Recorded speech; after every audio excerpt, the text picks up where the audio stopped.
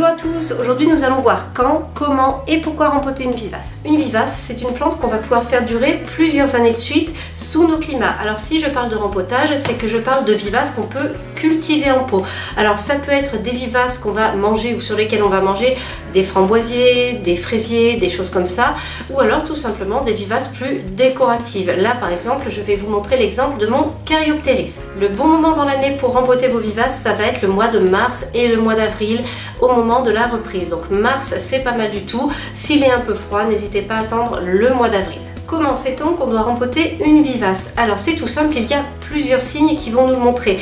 Déjà, si votre vivace par rapport à l'année précédente a été moins belle, elle a moins fleuri, elle a eu moins de feuilles, elle s'est moins développée, c'est probablement que son substrat commence à ne plus être assez nourrissant ou bien qu'elle n'a plus assez de place dans son pot. Autre chose, si jamais vous remarquez que les racines débordent par les trous qui sont en dessous du pot, c'est qu'il est temps de rempoter votre plante.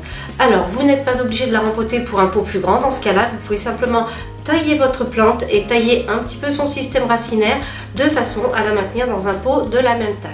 Votre plante aura aussi probablement besoin d'un rempotage si cela fait 2 voire 3 ans que vous ne l'avez pas rempotée. Là c'est trop. J'espère pour la plante que vous aviez fait un surfaçage entre temps.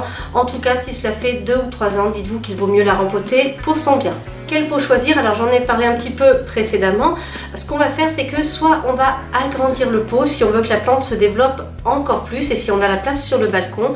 Mais bien entendu, souvent quand on cultive en pot, c'est sur un balcon, sur une terrasse, on est limité. On peut avoir envie de garder sa plante, mais pas forcément qu'elle devienne trop envahissante, qu'elle devienne trop grande. Dans ce cas-là, moi ce que je vous suggère, et c'est ce qu'on va faire avec mon Caryopteris, c'est de conserver le pot s'il est assez grand au départ, bien entendu. Donc de conserver le pot, de tailler un petit peu la plante et puis de tailler un petit peu son système racinaire. Comme ça, elle va pouvoir repartir dans le même pot, elle sera beaucoup plus à l'aise. Il y a une petite astuce, quand vous avez quelque chose qui est de type buisson, comme mon Caryopteris par exemple, il faut que le volume de votre plante ne dépasse pas le volume du pot pour que la plante soit relativement à l'aise. Donc si vous avez une plante comme ça, dans un pot comme ça, bien sûr, ça ne va pas. Il faut que ce soit à peu près équivalent. Alors bien sûr, c'est à peu près, on n'est pas à quelques branches près ou à un petit volume un peu plus grand. En tout cas, ça vous donne une indication. Vous ne pouvez pas avoir une plante énorme dans un tout petit pot. Maintenant, place à la pratique, je vais vous montrer directement sur mon Caryopteris comment l'on s'y prend. Voilà donc mon Caryopteris. Alors vous voyez déjà le paillage a vécu, hein, il a passé son année. J'avais fait un surfaçage l'an dernier, donc là maintenant ce que je vais faire, c'est qu'il est temps franchement de faire un bon rempotage. L'an dernier mon Caryopteris ne s'est pas développé comme j'aurais aimé qu'il se développe, donc je pense là qu'il a besoin qu'on renouvelle son substrat. Alors le pot est de bonne taille par rapport à la taille de la plante, donc ça ce n'est pas le souci, je vais reprendre le même pot, je vais simplement le vider, dégager la motte le plus possible et puis ensuite le rempoter. Donc vous voyez ce que je fais, j'installe la motte dans un sac poubelle et ensuite je vais la gratter pour dégager un maximum les racines et pouvoir mettre un maximum de substrat neuf.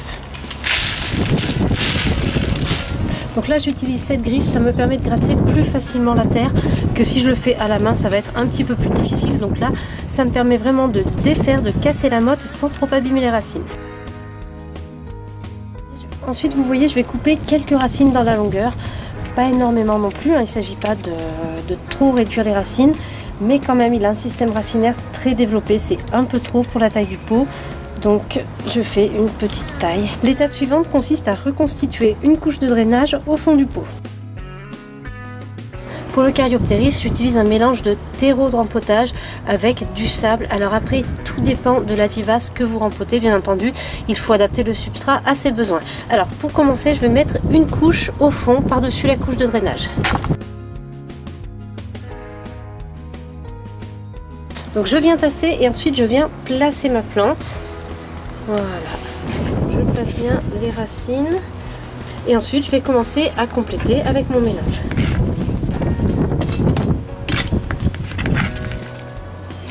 Donc pour éviter d'avoir des poches d'air qui se forment en dessous, sur les côtés, je tasse au fur et à mesure. Et puis en plus ça m'évite d'avoir à tasser trop brutalement d'un seul coup à la fin. Donc voilà, je tasse au fur et à mesure.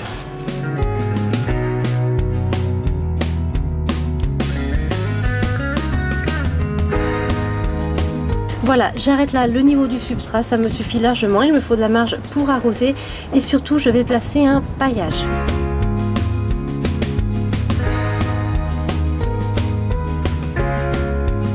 Un bon rempotage se termine par un arrosage.